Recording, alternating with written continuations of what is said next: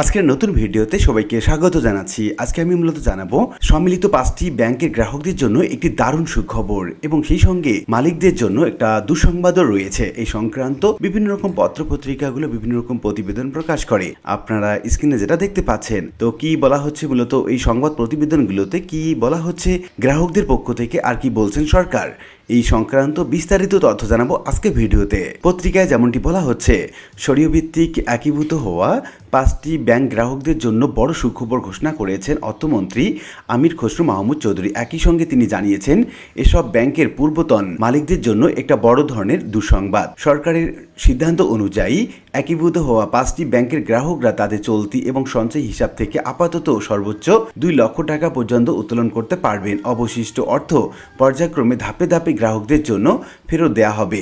অর্থমন্ত্রী আমির খসরু মাহমুদ চৌধুরী বলেন, সাধারণ মানুষের কষ্টার্জিত আমানত রক্ষা করাই সরকারের সর্বোচ্চ অগ্রাধিকার।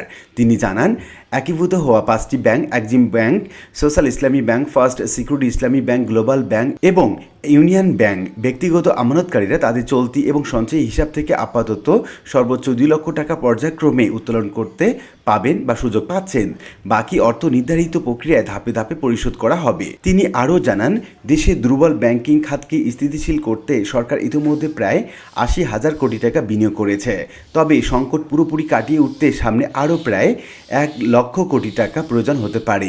বর্তমান আন্তর্জাতিক এবং অর্থনৈতিক বাস্তবতায় এত বড় আর্থিক চাপ দীর্ঘমেয়াদী সরকারের পক্ষে বহন করা অত্যন্ত কঠিন বলে মন্তব্য করেন অর্থমন্ত্রী। এদিকে বহুল আলোচিত ব্যাংক রেজুলেশন আইন 2026 এর বিতর্কিত ধারা বাতিলের ঘোষণা দিয়েছেন অর্থমন্ত্রী। তিনি জানান, আইনটির 18 ক ধারাকে কেন্দ্র করে বিভিন্ন অংশীজনের মধ্যে ব্যাপক আলোচনা, মতভেদ এবং উদ্বেগ সৃষ্টি হয়েছিল। সার্বিক পরিস্থিতি বিবেচনা করে সরকার এই বিতর্কিত ধারাটি সম্পূর্ণ বাতিল করার ঘোষণা নিয়েছে। এর ফলে একীভূত হওয়া কোনো দুর্বল ব্যাংকের পূর্বতন মালিকরা ভবিষ্যতে পুনরায় সেই ব্যাংকের মালিকানা ফিরে পাওয়ার কোনো সুযোগ পাবে না বলে স্পষ্টভাবে জানিয়েছেন তিনি।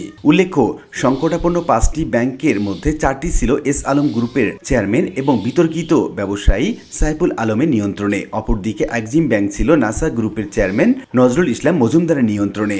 সরকারের সর্বশেষ এই সিদ্ধান্তের ফলে একদিকে সাধারণ আমানতকারীরা স্বস্তি পেলেও সংশ্লিষ্ট ব্যাংকের পূর্বতন মালিকদের জন্য এটি বড় ধরনের ধাক্কা হিসেবে বিবেচনা করা হচ্ছে। তো উল্লিখিত বিভিন্ন আলোচনা থেকে আমরা এটুকু বলতে পারি যে একীভূত এই 5টি ব্যাংক নতুন করে ঘুরে দাঁড়াচ্ছে এবং এই ব্যাংকগুলোকে আমানতকারীরা যাতে পুরোপুরি টাকা ফেরত পান এবং জমানো টাকা থেকে তারা যাতে একটু মুনাফা পান সে বিষয়েও লক্ষ্য করা হচ্ছে এবং সেই বিষয়ে ব্যাংক থেকে রেজুলেশনও জারি করা হয়েছে এবং খুব শীঘ্রই এই ব্যাংকগুলো ঘুরে দাঁড়াবে এমনটি বিশ্বাস করেন বিশ্লেষকরা।